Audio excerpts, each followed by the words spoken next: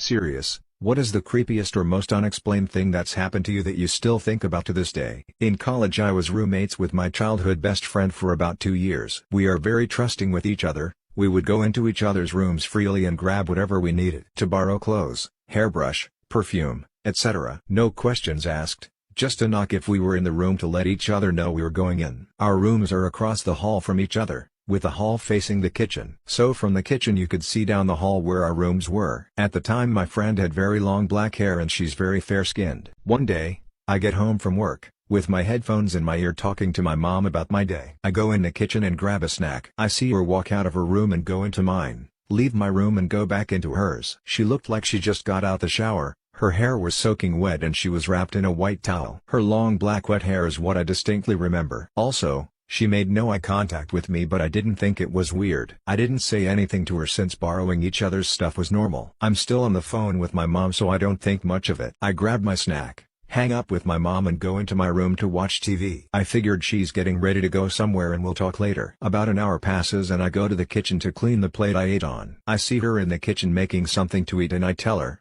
"Hey, what did you grab from my room earlier? Did you find what you needed?" She looks at me like if I was crazy and says, "What are you talking about?" So I say, "Yeah, earlier when I got home I saw you go into my room and grab something. Did you get what you needed?" Sorry I didn't say hi, I was on the phone with my mom. She asks me if I'm sure I saw her. I said yes 100%. She tells me to grab my phone and go to her car ASAP, that she needs to show me something. I had my phone on me and she grabbed my keys from the kitchen counter along with her purse and she drags me out the front door and into her car. She then tells me she got home maybe 5 minutes before we started talking. She had spent the night at her boyfriend's and hadn't been home all day, so she has no idea who I saw. I'll never forget the look on her face when she told me this. Complete fear and panic. She called the cops and they came along with the apartment manager. They checked the whole apartment and found nothing amiss. And they were in there while checking every nook and cranny. The manager got maintenance to change our locks and gave us new keys that day. My friend then tells me that for a week she'd been hearing noises from her bathroom like bottles moving, and when she went to check she found nothing. I have no idea who I saw going in and out of our rooms, but it looked exactly like my friend. I don't drink or do drugs, not on meds.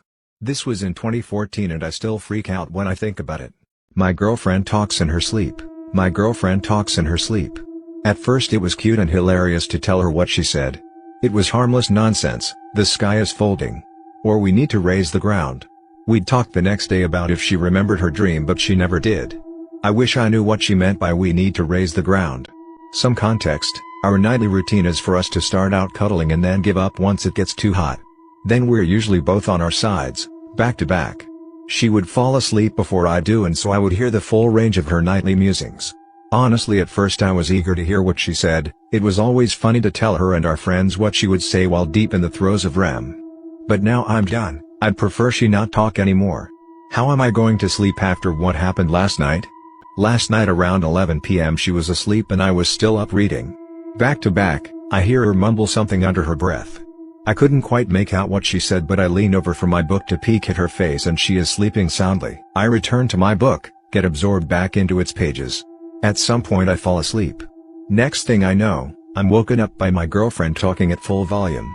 I open my eyes, and at some point in the night both of us have turned to lay face to face. My girlfriend's eyes are wide open, she is staring right at me, mere inches from my face. But her eyes are vacuous, like she is looking through me. These eyes, man, it's like she was straining to widen them as much as possible. Those are the eyes I fell in love with and right now they are scaring the absolute piss out of me. My heart rate skyrockets and chock full of adrenaline I throw off the covers and jump out of bed. Looking at her, her eyes follow me like a painting but her body stays still. For 1 second I decided that my book light was keeping her awake and what she had said was, "Can you please turn that off?" Now out of bed and looking at her, she's not right. Her body hasn't moved but her eyes dart from looking at me to looking around the room. I dare to ask her, "Are you alright?" No response. Those eyes look at me when I speak though. They are now deadlocked looking right into my eyes. Her breathing hasn't changed, that is a sleep breathing for sure. That's when, while looking right at me, she says in a too deep voice, "Come back to bed dearie." My girlfriend has never called me dearie before. We have pet names sure, but they range from pumpkin, baby, to cupcake. Dearie sounds like something my grandmother would call me. I decide I'll get more information before I climb back into bed with a potentially possessed girlfriend. "Are you awake, sweetie?" No response. The eyes dart from me to the wall, to the door and then the ceiling. I'm about to nope out of the room when her wide-open eyes rolled to the back of her head. The white from those eyes stands out in the dim radiance of the booklight. No pupils in sight, she insists. Of course I'm awake. Come back to bed? With a subtle tap of the fingers on the comforter. Looking at her fingers now, I'm starting to come around. She's never sleepwalked before. Surely she is awake now if she is moving her hands? But looking at her fingers, it is as though she is pretending to have control. They are all going in different directions, one finger pointing straight down and the others to the side. Those hands are not my girlfriend's hands. They are simulating normal movement as best they can. I say, I'm going to get a drink of water, baby. Be right back.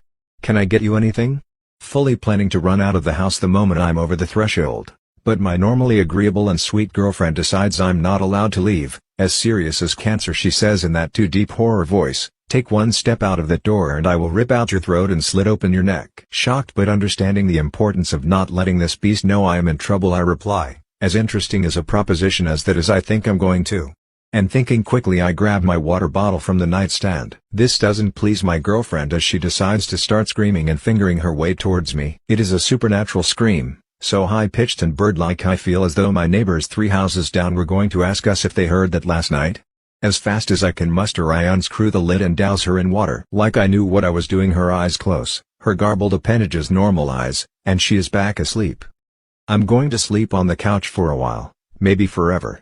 She'll understand when she's awake. Murder attempt survivors. What happened? Last year my neighbor plotted to kidnap and murder my wife in one. I was working from home one morning and heard a knock at the door at 8 a.m. I ignored it at first, hoping whoever it was would go away. After a minute of knocking, I opened the door. It was my neighbor who I had spoken with a few times. My wife was at work and I could tell he was surprised when I opened the door and not my wife. He was expecting her to be home and not me. He noticed that I recently purchased a new car and asked if I could show it to him. He tried to walk inside, but I asked him to walk around to the garage because of COVID-19. I showed him the car and he was acting strange. Always kept one hand in his pocket. My garage is very small, so we were in close proximity to each other. He kept inching closer to me, which made me uncomfortable. He brought an open Coke bottle, filled with a tan liquid, and said, I brought you a Coke. I declined the offer. After a few minutes he asked if he could see my gauge cluster. We walked around to the driver's side and I sat in the driver's seat to turn on the car and show him the gauge cluster. With door open, there was very little room besides the side of the car and the garage wall. After turning on the car, he pulled a large hunting knife to my neck. I immediately grabbed his wrist and slammed him back into the wall. At this point we are wrestling between the car and wall as I try to get the knife away from him. During this 30 seconds period, it seems like an absolute miracle that I was not stabbed. The blade grazed past my stomach multiple times. I was eventually able to grab the knife and force him out into the driveway. Immediately after grabbing the knife, he started saying, "What are you doing?" "I was just trying to show you my knife," and acting like I had just assaulted him. I was in such a state of shock that I actually started to believe him and wondered if I had overreacted. I know this seems ridiculous, but I was completely delusional at the time and did not know what his intentions were. I stood in the driveway, hands shaking,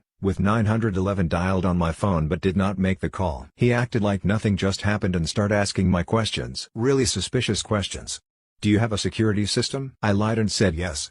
L asked him to go home multiple times and eventually went back inside the house but did not shut the main garage door. At this point I needed to drive into work and started getting ready, showering, getting dressed, etc. I assumed he had just walked back home. After getting ready, I went outside and walked around the house to the garage with a can of bear mace. I searched around the garage and was worried he was still there. As I started to get into my car and leave, I saw my neighbor laying down behind some boxes in the garage, staring at me. I yelled and ran as fast I could back to the front door and called the cops. Cops arrived quickly and my neighbor had disappeared. They searched around his house and mine but could not find him. They said they would stay in the area but were going to leave for now. My house is surrounded by woods and I have a large back porch. Frightened, I stood in the middle of the porch while holding bear mace. I looked around and noticed my neighbor hiding in the woods staring at me. I ran back inside and called the cops. Cops arrived quickly and pulled guns on my neighbor and arrested him. He later said I was just trying to scare him. They found a knife, zip ties, vodka, and a note on him that read, "Turn around and put your hands behind your back." He was there to murder me or my wife. He was charged with 3 felony counts and is currently awaiting